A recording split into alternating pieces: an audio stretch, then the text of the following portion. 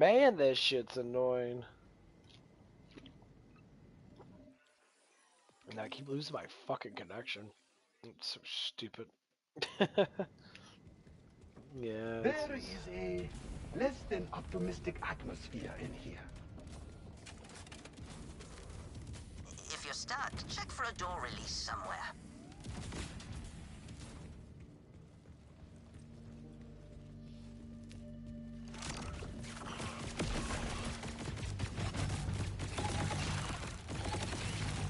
I have always been precise.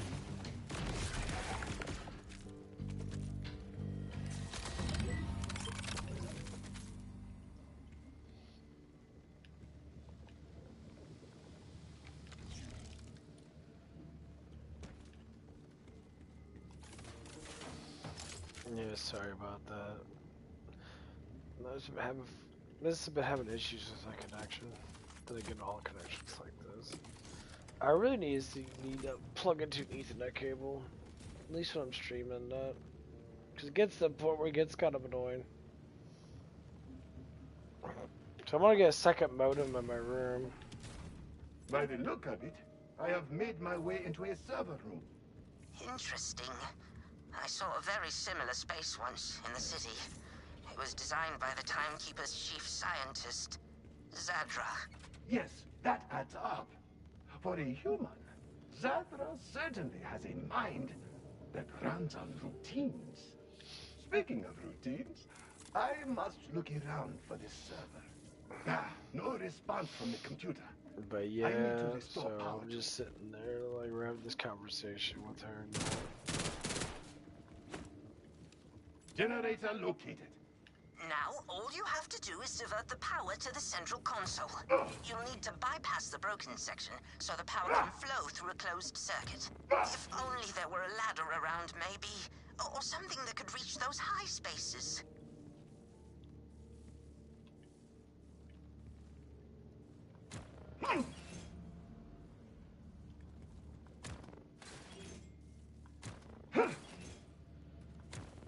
I have still got it. Not that I ever doubted having it. Before you touch that computer, a caution, Vault Hunter. Zadra's security protocols are legendary. So I might get this out, like, is this... I don't know. I gotta move around a little bit. Energy's starting to come back a little bit. Oh, man. Whew.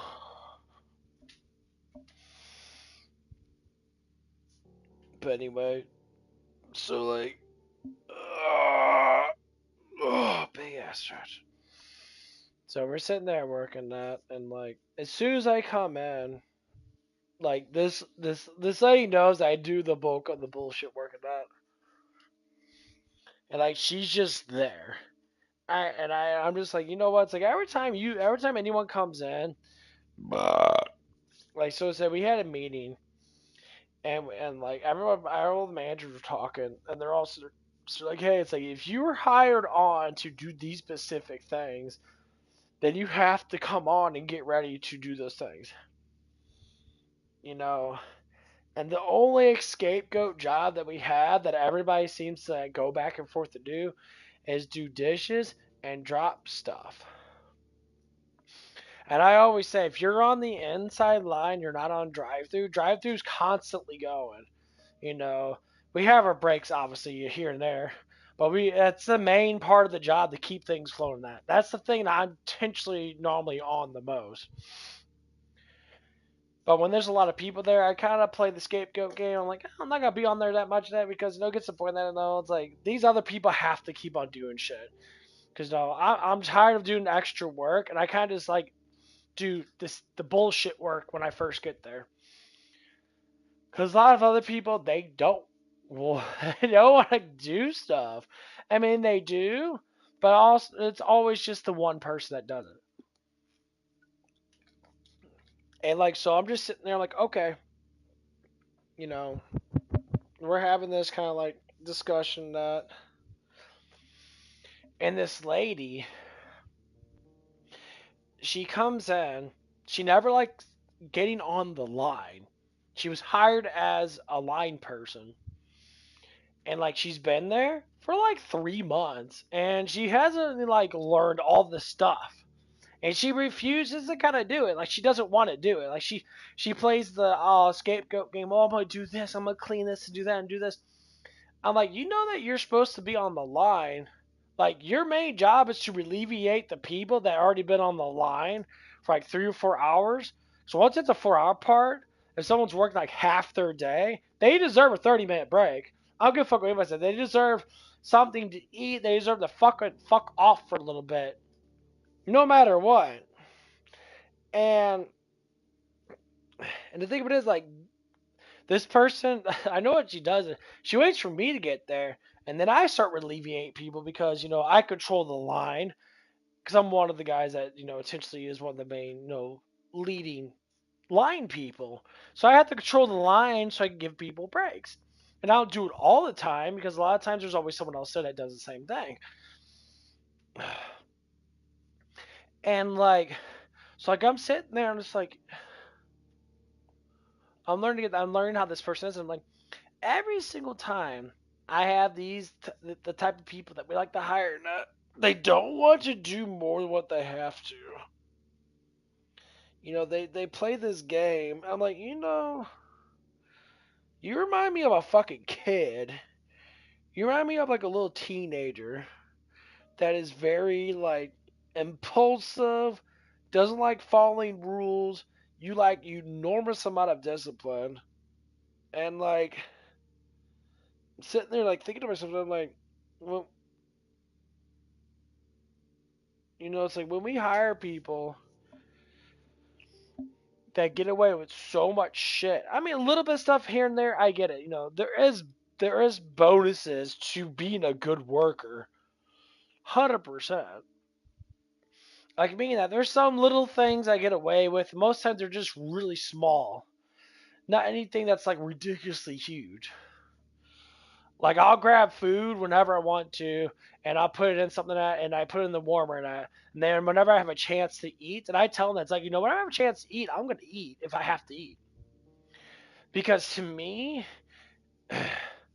if I don't sit there and get food in my system and that after like 3 or 4 hours and that, and I won't take a break and just sit there and be like, oh, while you're working at eat food right for, like I'll eat really quick and I'll get back on the line. It all depends how big the order is. Like if there's a really tiny order in that, and it's like and they could do it, then no, I'm not gonna bet my head. But as soon as the orders get above like a certain amount, I'll get on the line and help out.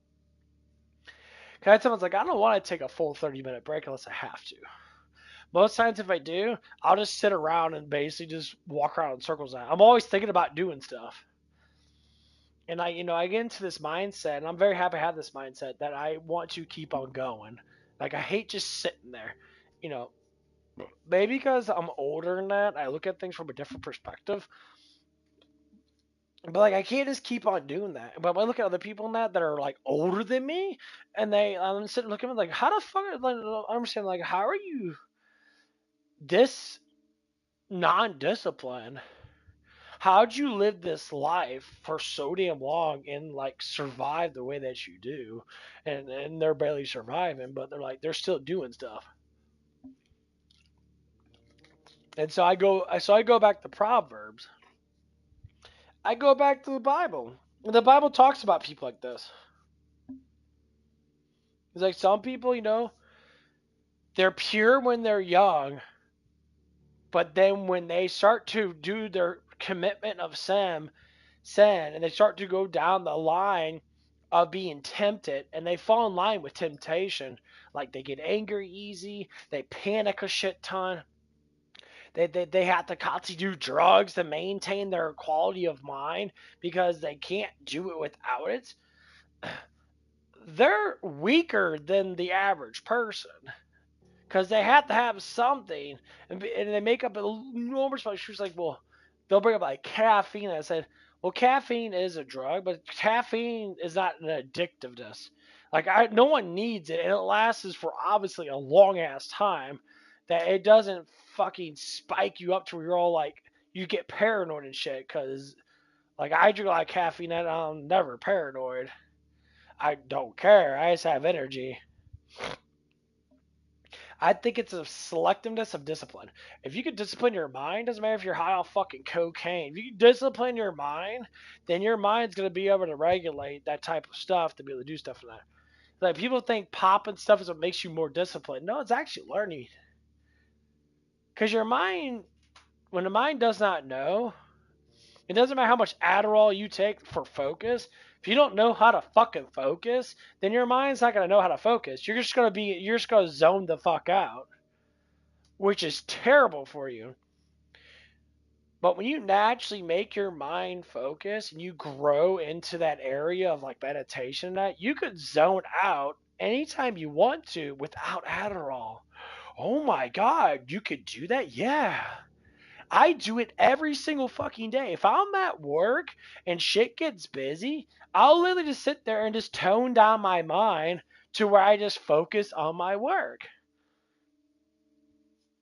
I mean, yeah, I take pre-workout that has a focus thing in it. Yeah, I know that it enables my focus, but I can naturally do it myself. There's a lot of things that you can do because you're a wise person. Wise people know how to do things without having all these fucking things and drugs and shit. We don't need those type of things. I mean, some things, yes. Like I take peptides to heal my gut and that because I have fucking eczema.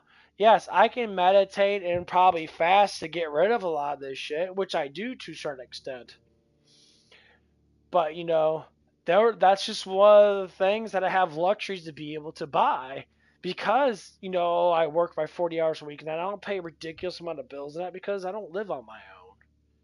So I could be able to subsidize some of my money to be able to get things that are actually going to benefit me, not benefit me in a way to be like to not make me want to work harder at work. Yeah, I actually want to work harder at work. And so when I see people going on this road, and I said, there's so much stuff out there that you can do, and all you have to do, a lot of it's just repenting your sins. If you don't repent things that you're guilty of, if you don't repent things that you hate, like I always listen to people and that, like for instance, my ex and I, she threw down some like really childish logic with me. And we were talking about revenge. I said, why do you want to get revenge? Because, well, revenge motivates you to do stuff. I said, okay, I could see that, because it does make sense. Because she was talking about a fat girl, and it is always with fucking relationships with men, because this is how, like, she talks now. Like, oh my god, okay, so blame it all on men, it's never your fault. Anyway, it's your fault you're fat in the first place. What the fuck do you mean? You choose to eat a shit ton of food. And the reason why you eat that kind of food is because you don't understand what the Bible's actually saying, because you don't read the Bible. You don't see the Bible as a rule book of understanding life. It's like if you follow this way of living, life gets better for you because you're wise. You become a wise counsel. You start to dip into wisdom that's been around for thousands of years, and you start to adapt yourself to the wisdom of the old. One of the things Proverbs always said, don't eat an enormous amount of food. Just eat your worth. Eat until you are full. But fullness doesn't mean to gobble everything down that you can because you see it. If you take a portion that covers up a whole fucking like 20-inch round fucking plate or whatever you want to say is 10 by 10 plate, and you're sitting there all like and you're full after eating like a quarter of that plate, then save the other food or just don't eat that much food all at once. And that's one of the things that I'm trying to practice, which I can't say I did pretty good today, so far. Ate my full. I did get tired after a little bit of that because I ate a little bit too much. But that's what it is. Like one of the days and that, yesterday night, I had a gigantic, fat, delicious salad at this one place to go to. They gave me a fucking enormous fucking salad for like $13 or $11. But salad itself doesn't have, it was a huge amount of salad, had a whole bunch of cheese on it and that, like little, but it had a whole bunch of vegetables and sitting there, like really nice amount of vegetables in it. I ate up in that, I felt really good the whole entire day. I came home from working that, and I took a enormous fucking shit. And surprisingly, I'm like, okay, well, I need to eat more of these vegetables than that. So this morning, I just ate a bunch of fruit, and that's what I had. I had a banana and I had some pineapple. First thing I ate, and then I had some, I had some bacon, like little bits of bacon, and I had a little bit of peanut butter jelly sandwich. Fortunately, I couldn't finish all the peanut butter jelly sandwich, so I'm just like, okay, well, I'm not gonna, obviously, it's gonna waste no matter what, so I kind of just threw it away anyway. But like, I said, I should have never ate the peanut butter jelly sandwich because I didn't need it. I thought to myself, I should have ate like bread or something for my carbs, but I didn't even need that because it made me too full, and I actually felt kind of sick to my stomach. So I'm just like, okay, and I have a protein shake right here that I was gonna drink with it, but it's just like it's too much food. And that's when you can regulate yourself. When your body gives you signals of how much that you need. Like when you overdo yourself, that's when you know your gut's bloated. You're sitting there like, oh, you're farting all over the place. That's why you see like massively obese people now. They eat enormous amount of food because their stomach's telling them that they're not full. But the thing of it is, you are full. That's why it's good to like do stuff that like keeps you focused on things, stuff that you really like. Like you just focus on something for hours and hours and hours. Like I said, fuck, I don't have to go to work till 8 o'clock. It's really 11:30. I woke up at 9:30 something. I went to bed at like 5. Like it was about like 5:30, almost 6. I only slept for 3 fucking hours, maybe 3.5 hours. But you know what I did before I fell asleep? I just rested my eyes on it, and I thought about Jesus. And I rested super well. I fell asleep well on that. I was watching my movie reviews and that, just something that has a good voiceover. That's not too high or too low. It's just like kind of a mellow voice in that. But the best sleep I get, I listen to the Bible. I listen to Proverbs. I listen to, Romans. And like these are like the structure, books of the Bible to actually structure the mind. And it gives you enormous amount of wisdom. And once you grasp the wisdom, she grants you all kinds of things. And like you start to learn a little bit more of that. You start practicing how you should be with people and that. A lot of it's just staying away from wicked people. Don't listen to them. Don't have them like teach you things that because you already know the truth. And a lot of stuff like especially that I deal with that. So one of the questions that happened today, the reason why I'm kind of bringing this up and that about proverbs and wisdom. One of the younger guys at working at was talking to one of the oldest guy at working at. I said, well, I'm fucking old. I'm at a good age to have a lot of wisdom because I've been through a little bit of that, but I also study and try to practice certain things. I have to pull myself away from the stupid shit that's out there. And he, the young guy was saying like, he's like, well, he knows more. He has more experience because he's older. I said, you might have experience, but he has bad experience. Now, he's been through a lot of just shit. And I was up front with it. He's like, oh, yeah, I've been through a lot of stuff. And I said, like, you could be, but the thing of it is, what he practices now, he's been doing for years. He hasn't changed that much. And I say that because the way that he acts. I said, when you fundamentally like change, you start changing day after day after day. You look at life differently. I say, if you want true wisdom, you have to get it from actual intelligent people that actually are growing in a really like a faithful, righteous way. Not that against this person, but like the biggest thing he does that he needs to stop doing that is doing all the fucking damn drugs. Like he's so addicted to this shit, and like every time he has to run off and do. I'm like, I love that you rather worry about being like high all damn day than it is to do your job sometimes. Like you're always running off. But I need it. No, you don't. You want it. It's a craving. That's what addiction is. You're being tempted. And temptation is what creates addictions. If you get tempted all the time and you keep on doing it, you like doing it because you don't want to not feel it. And that's what it is. Like when you get angry now, you know why people constantly get angry? Because they like the feeling of it. They like that temptation. You're loving the sin. And this is what Jesus keeps talking about. You can't love two masters. So you're going to hate one and love the other.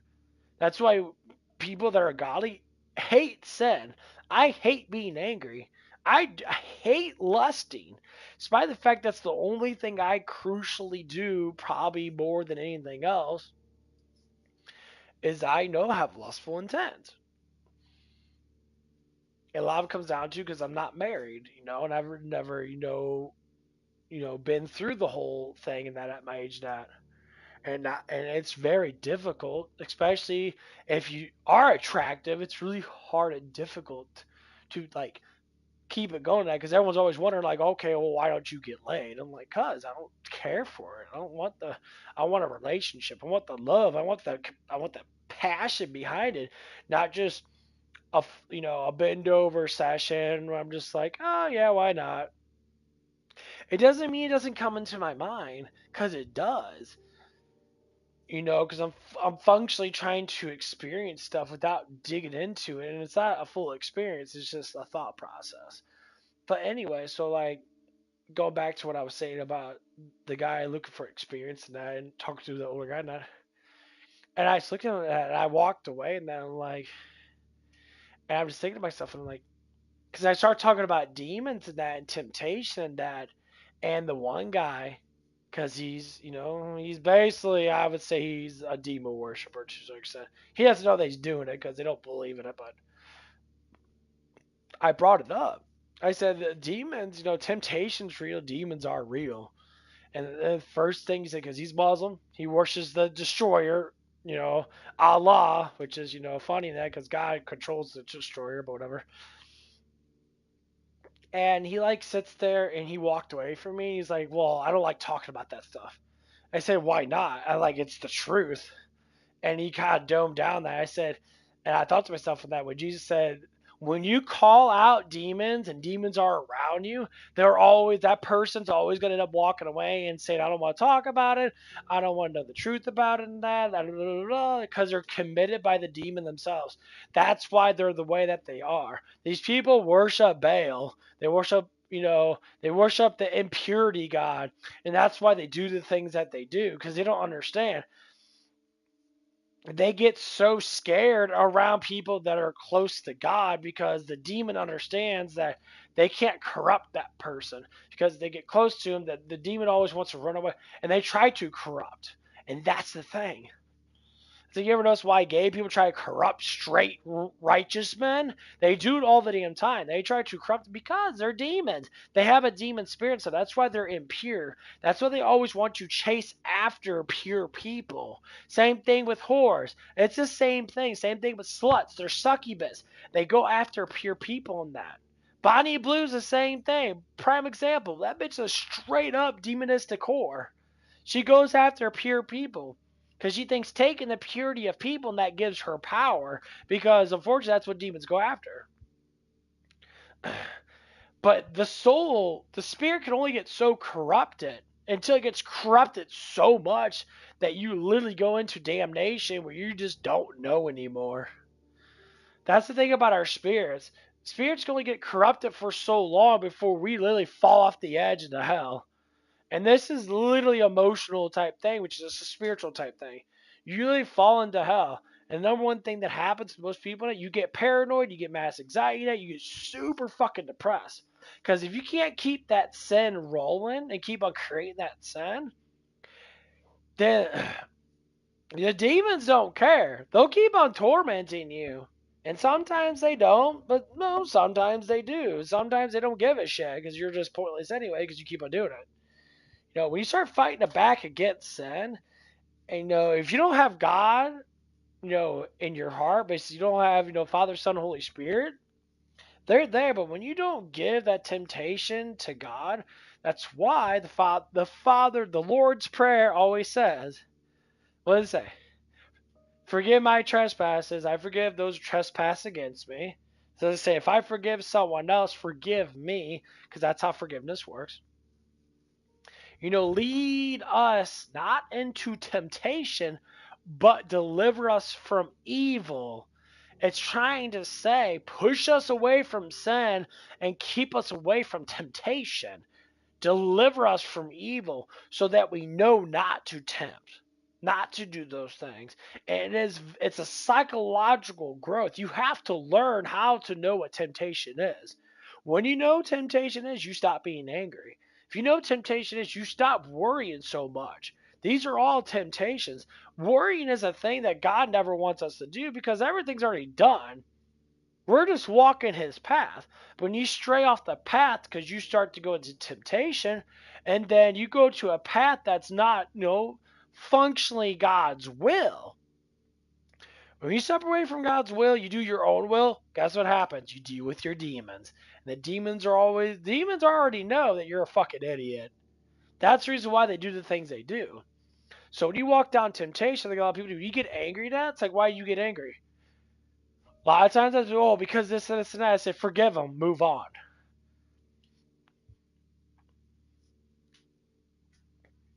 That's why, when people get mad at you, you do a quiet prayer. You don't need to pray out loud. You don't be like, oh, help me, Jesus. That's stupid because that's actually a blasphemy thing too because it doesn't work like that. You pray in silence. You do a prayer in your head. You whisper it. You say, oh, please help this person with their anger and that.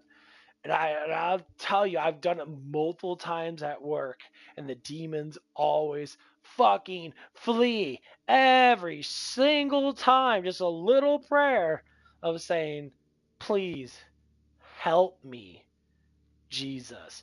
It disappears. And people would say, well, but. I say, if you don't believe in it, it won't work for you because you have to believe in it. When Jesus was walking around doing miracles and that, when he went to his hometown and that, he said there was such little faith there that I couldn't do nothing.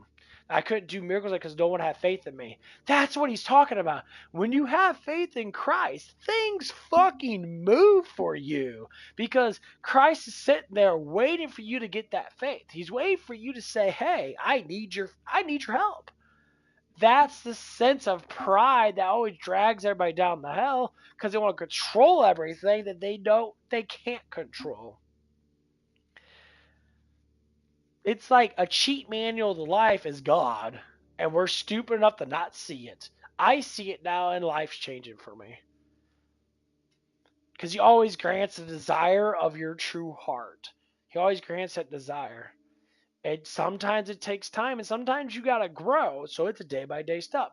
If you're not ready for it, then the blessing's not gonna come in. Everyone's got different blessings in that. Like, say, I always want, a loving, caring girlfriend that I can marry in that. And guess what? Am I ready for that? Possibility, no. If I find a girl that's loving and caring that, my manhood would go up. I would start to want to create this life for me. But of course, it's with God. That's why you see really shitty ass marriages in that. And the marriages are just shit. You always want to say, it's like, why is their marriage shit? Because, both people don't believe. Like God never tells us to not be wealthy. Being wealthy and being rich are two different things. Being rich is having the abundance of money. Being wealthy is having more than what you need. Some people, put their worship into this materialistic thing. They think, well, the more shit that I have, the more shit that you have is just filling the void. You could buy everything in the world. If you take that all away, you were literally probably off yourself because you could not live life because all your emotions are given into the materialistic things. When people give themselves to God, they enjoy life. They enjoy life more with less because complete happiness doesn't come from buying shit. Sometimes it comes to staying still and just drinking from a stream. Sometimes it's staying still and just picking an apple from a tree. Someone's saying so, and you're just sitting there planting seeds and harvesting the fruits of your labor. So in this day, sometimes just going to work, getting your hours in, enjoying your job, even if it is bad sometimes, enjoy it while you can, being around people and that you grow with. I've been at my job for a year. I grew with all these people, and like I said, I've been working with them for over a year now. A little bit over a year, like a couple days over a year. And like we're all like in the same boat in that we all want to get shit done. We all communicate about what's going on in that. And we're structurally trying to make life better for everybody. But you always have your bumps.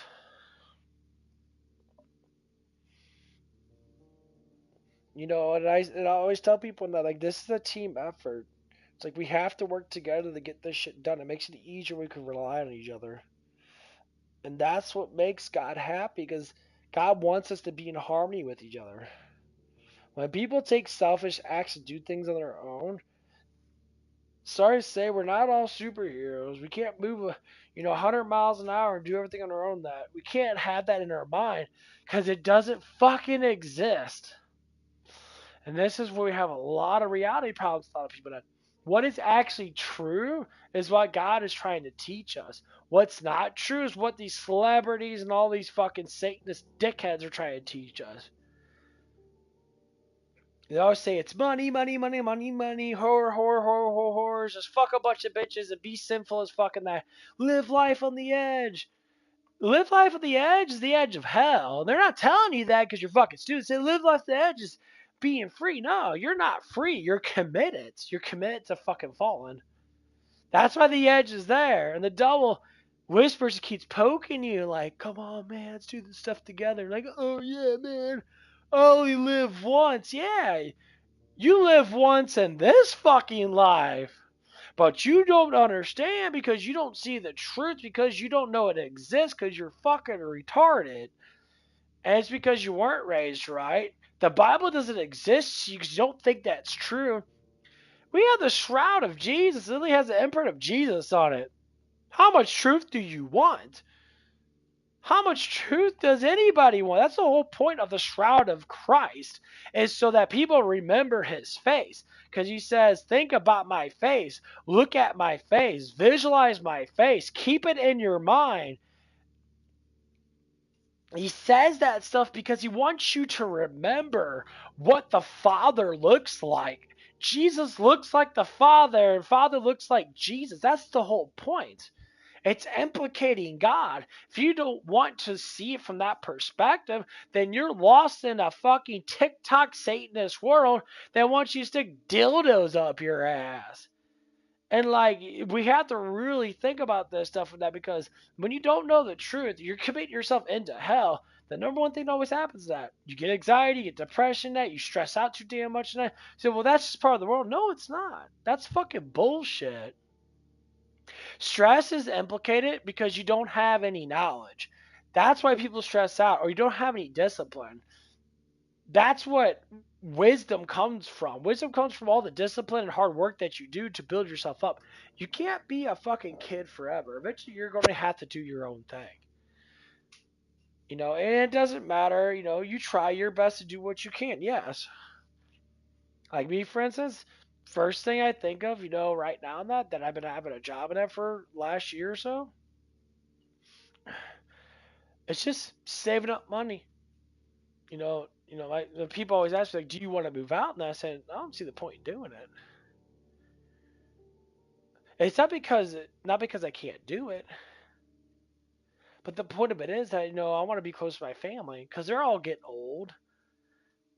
Until I find a woman that I will go out. But until that day comes, and that which whenever it does come, I'm just gonna worry about having an easy life, heal my wounds, heal my mind, you know, and that's what I want to do. Get in better shape, drop weight, get the body that I want, focus on myself. Because the biggest thing, or one of the biggest things, I keep saying the biggest thing, but it's one of the biggest things, we focus on everybody else but ourselves because we think that we're already complete.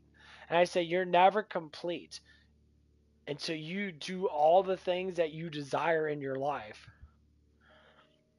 you can never be complete. Until you walk outside your door and said, I'm carefree. When you know if you died that day, you would be 100% complete. You'd be like, just take me, Jesus. You know, because when you die, you would be complete. You've forgiven everybody. You push all the sin away. You try your best to live the best life you can by helping people out and doing the things that you need to do. And Jesus, as soon as you complete that life, you might live long. I say, like, for me in that, I would say probably in probably the next couple of years now, when I get closer to 40 now, I'm gonna start seeing a dramatic change. I'm seeing the change now. I'm getting in better shape in that. I'm more disciplined in that. I go down the line. I want more wisdom. I like to work, but I have I have the, a good sleeping pattern where I don't need to sleep, you know, 10 hours a day. That's a lazy mind person. You don't need to sleep that much. It's all about the kind of sleep that you get. I said, if I can rest my mind and think about Christ, I will lay down in bed like a baby. And so I have to take a gigantic piss, and then I have to fucking wake up and go pee.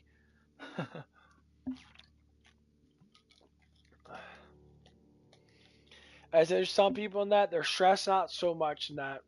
And then one of the reasons why is because they live a sinful life. People say, well, I can't sleep. I say, why can't you sleep? It's like, I don't know. I just feel like I'm worried about this stuff. And I said, okay, well, why do you worry about these things? Keep asking why. And said, well, I don't know. And it's like, there's so much stuff in my mind that like, why the fuck you need all that shit in your mind? I say, if you're trying to control too much, that's why your mind's like that. You're controlling stuff that doesn't exist because you don't understand. You can't comprehend it, so you want to try to sit there and ponder about it. What's the first thing that God says? Let it go and be still, for that I am there for you. So you let it go and you be still, and God's there for you. And I need to take a huge piss. Hold on.